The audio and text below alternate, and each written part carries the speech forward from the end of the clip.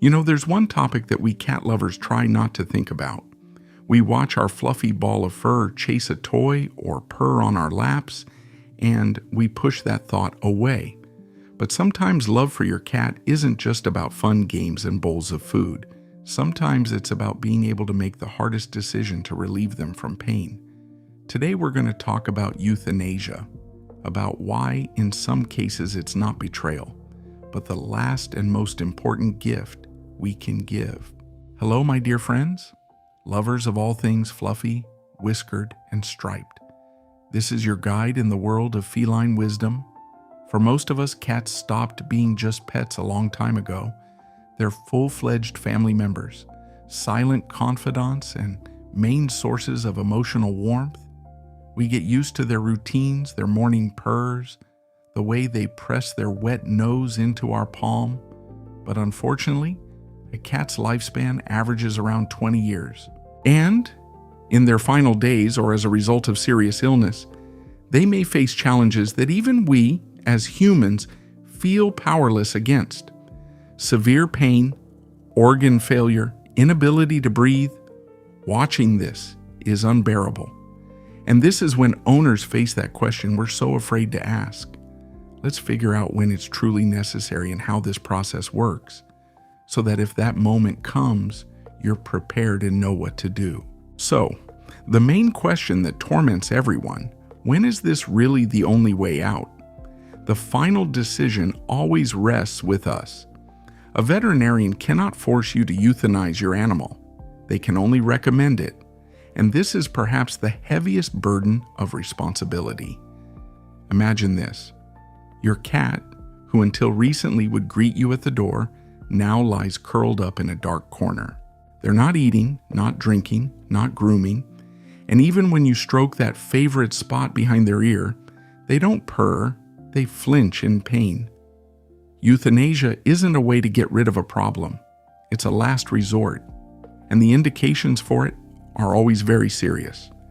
Incurable diseases, terminal cancer when metastases have spread throughout the body, or end-stage kidney failure when the kidneys simply stop working. We can't give a cat a kidney transplant like we can for humans, and dialysis for animals is complicated and rare. Severe injuries from accidents, for example, falls from heights, with multiple spinal fractures or internal organ damage incompatible with normal life, and the main criterion, quality of life. If the cat has stopped being a cat, they don't respond to favorite toys, don't seek out sunny spots, don't show interest in birds outside the window. Their world has shrunk to the size of their bed and their pain. Not every diagnosis is a death sentence. Many conditions like diabetes or early-stage kidney disease can be successfully managed. But if treatment isn't helping and suffering is increasing, euthanasia becomes that act of mercy we owe our friend. Fortunately, the procedure itself in modern veterinary medicine isn't scary or painful. And let's immediately address the main fear that our imagination often conjures up. Many people worry that the cat will suffer in their final moments. But in reality, modern euthanasia is, if you will, passing away in their sleep. Imagine we're simply helping the cat fall into the deepest, most peaceful sleep of their life, from which they won't wake up. No agony, no fear. The process is always two-staged. The first stage is anesthesia, or heavy sedation. The veterinarian administers a drug that plunges the cat into deep medicated sleep. Consciousness switches off, muscles relax, sensitivity completely disappears. The cat is simply sleeping. Owners sometimes say that at this moment, the cat looks just like they do in normal life when they sprawl on the couch after a hearty meal, paws hanging off. Except this sleep will be very deep. And only after the cat has fallen asleep and feels nothing does the veterinarian move to the second stage. They administer a drug that stops breathing or heart function. The heart simply stops beating in an already sleeping animal. The cat doesn't see what's happening, doesn't hear voices, doesn't feel the injection. For them, everything ends at the first stage. in that moment of peaceful, warm sleep. The doctor then merely confirms that life has ended. It's maximally humane and painless. But where is it better to do this? In the sterile environment of a clinic or within familiar walls where every corner breathes comfort? You have the right to choose, and this matters. In a clinic, the advantage is that they have all the necessary equipment in case of unexpected reactions. Though rare, doctors are prepared. The downside is the stress of travel and unfamiliar surroundings. If your cat is afraid of the carrier and panics at the mere sight of the vet clinic building, their last hours will be clouded by fear. And that's the last thing we want. At home, this is often a calmer option for the cat. They lie on their favorite bed, you're right there, they can smell you.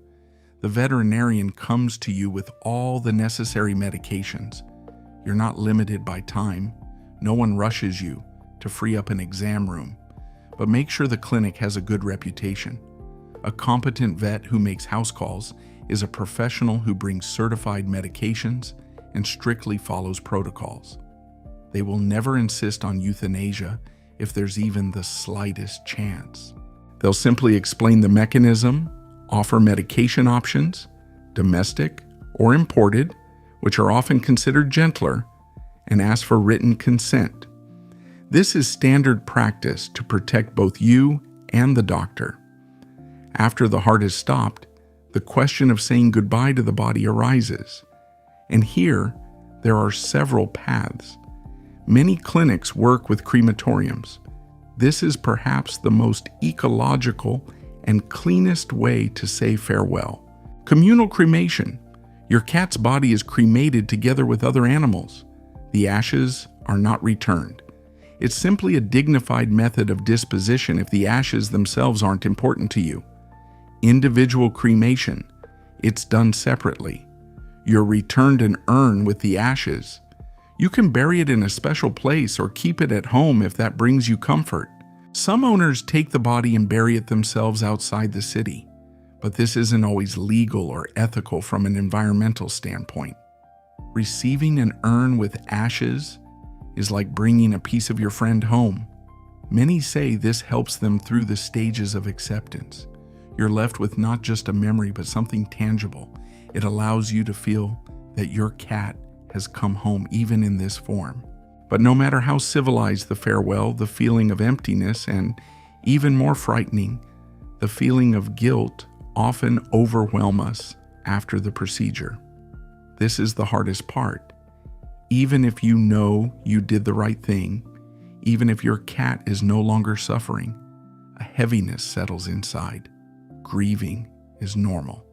Don't listen to those who say, "It's just a cat, get another one." Your sense of loss matters. Your cat was an individual. Allow yourself to cry, to be sad, to be angry. Here are a few tips that actually help. Don't hold it all inside. Talk to loved ones who will understand, or to those who have been through this. For example, in the comments on this video, shared pain becomes smaller. Create a farewell ritual. Do something in their memory. Put together a photo album, place their favorite bowl on a shelf, plant a lilac bush or a tree in the yard. This helps transform love from a physical form into a memorial one, dealing with guilt. You might think, what if I didn't treat them enough? What if I rush things? This is a normal syndrome of those left behind. But remember your cat's eyes in those last days. If there was pain there, if they stopped purring, you did everything right. You took the blow upon yourself, sparing them from suffering. That is love. Time heals. The pain won't disappear completely, but it will stop being sharp. It will turn into quiet sadness. And of course, when time has passed, you might want to give a home to a new little furry one. And you know what? That's not betrayal. It doesn't mean you've forgotten your old cat. It means you have so much love that it's enough for another happy cat life. Your old friend would be glad you didn't close your heart. Friends, euthanasia is always a difficult choice, but sometimes it's the strongest act we're capable of for our pets. It's the ability to look reality in the eye and say, "I love you too much to let you suffer." It's not betrayal, it's mercy. It's the final gift when medicine is powerless. If you find yourself facing this choice, don't withdraw. Gather information, find a clinic you trust, talk to your loved ones, and remember, your cat lived a happy life because you were in it, and you will forever remain in each other's hearts. If you've been through this difficult path, share in the comments how you coped. Your experience, your words of support could be a lifeline for someone reading this right now, crying, not knowing what to decide. Take care of yourselves and your furry purring companions. Cherish every moment you have together. I'm your host. Until next time.